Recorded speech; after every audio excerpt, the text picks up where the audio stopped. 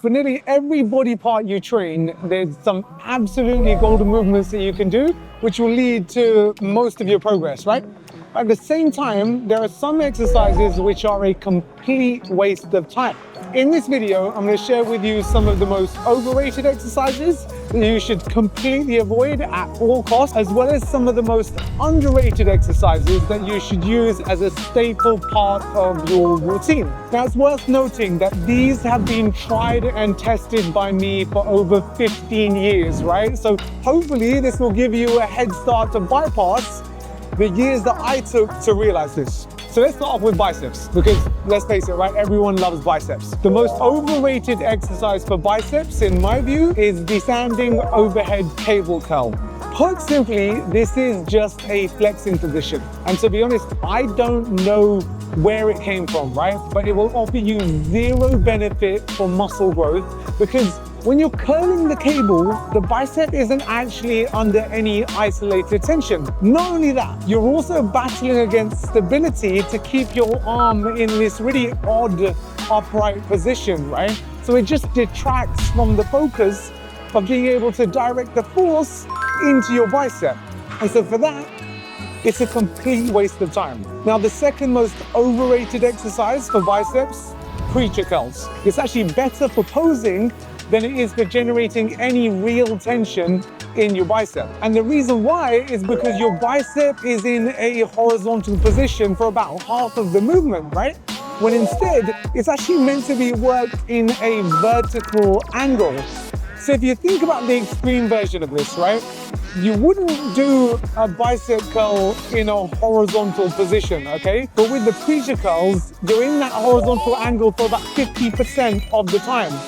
So all that load just becomes stacked into your forearm, right? You get very little stretch at the bottom, and there's really only minimal value at the top of the movement, which is pointless because by that point, your bicep isn't actually activated anymore, right? So what to do instead? The most underrated exercise to build your biceps, seated bicep curls. Now for me, this is by far where you're going to get the most bang for your buck. And honestly, when I started to embrace this movement, I felt like my arms blew up in the space of months. The reason why these are so beneficial is because you're basically starting in a position of deficit, meaning your biceps are immediately under tension at the bottom. And we all know, right, from research, that's where the majority of the muscle growth comes from. Now, the best thing about these is that it's really, really hard to get it completely wrong. It's difficult to swing, and even if you do, right, you still need to put the work in to get back up. So the golden rule to remember with these is to simply bring your elbows forward very slightly so that you don't end up dragging the dumbbell in a straight vertical line upwards, right? You've got to have that slight curvature as you curl the dumbbell up. Let's talk about triceps.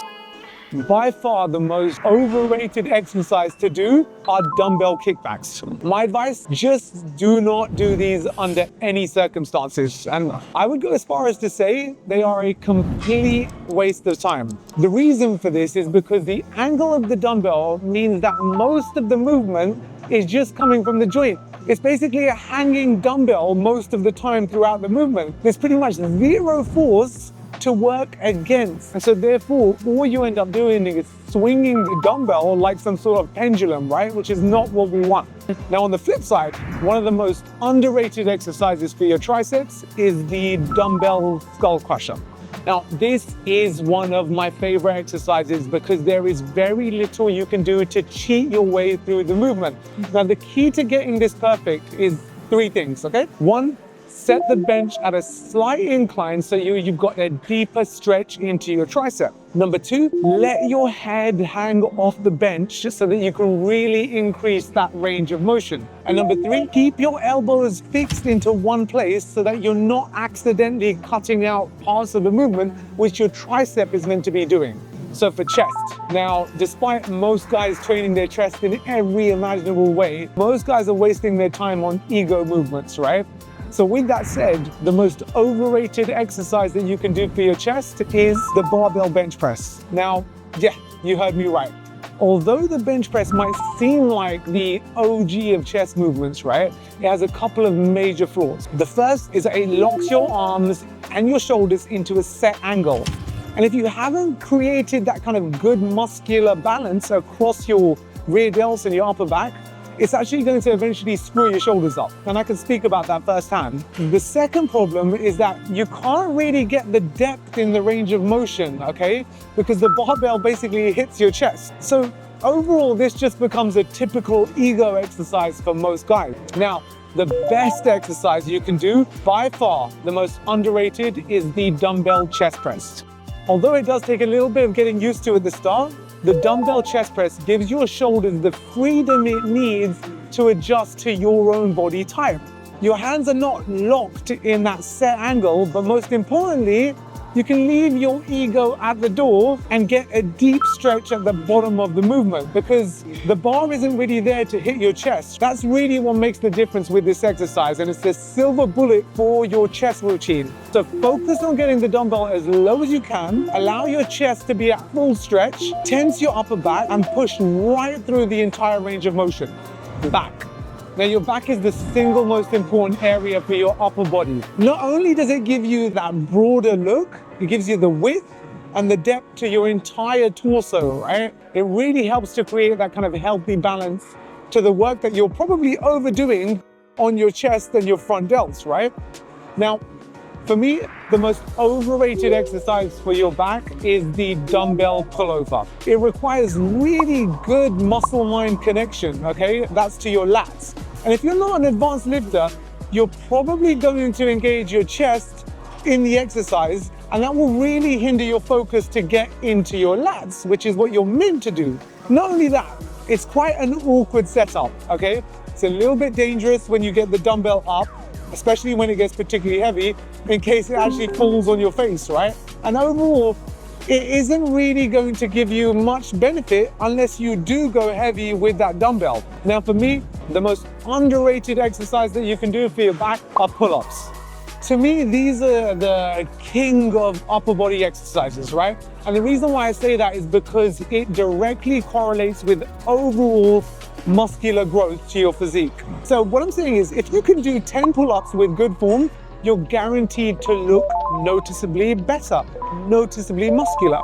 Now for most guys, pull-ups are too challenging to begin with, right? And so you have 3 options to start building towards it. The first thing is to build strength on any sort of lat pull-down machine, right? Now, admittedly, this isn't the same as doing a pull-up, but it will develop some of the foundations you need to get there, okay? Number 2, the assisted pull-up machine. Now, this will help you to train your body to use all of the muscles that are collectively required to pull yourself up, right? It's the closest thing that you can get to mimicking an actual pull-up itself, right?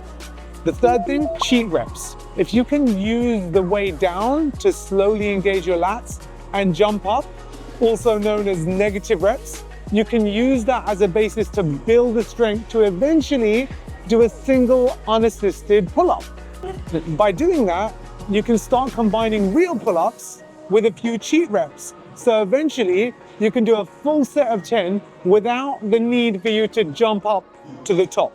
Another winner for your upper back is the chest supported row. Especially if you're struggling with your lower back for any reason, this is one of the best ways to build depth into your upper back and hit all the muscles that can be done on a machine or simply by using an incline bench and dumbbells. The most important thing to remember with this exercise is to retract your scapula first.